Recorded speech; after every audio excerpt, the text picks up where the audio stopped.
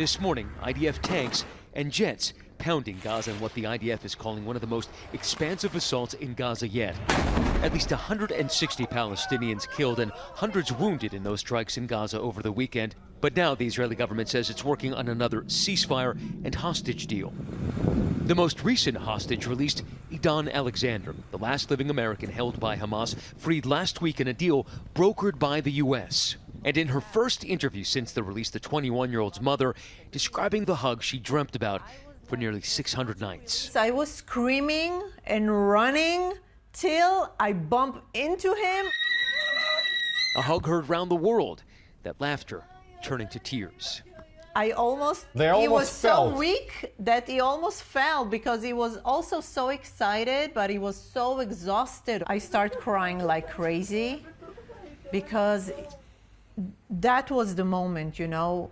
That's it. I got it. My son is here, is in my arms. Edan's father describing the conditions he was held in.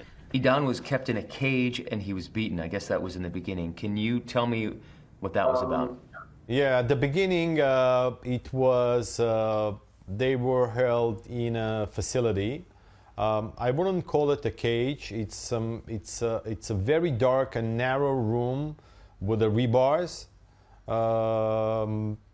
Actually, you can call it a cage if you think about it. Edan is still hospitalized, facing a long recovery. The world found out about the deal on May 11th, Mother's Day, news the Alexanders nearly missed.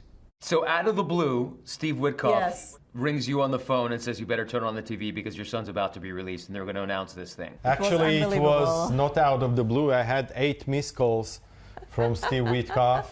My phone was on the silent and I was working with a blower outside and it was too noisy.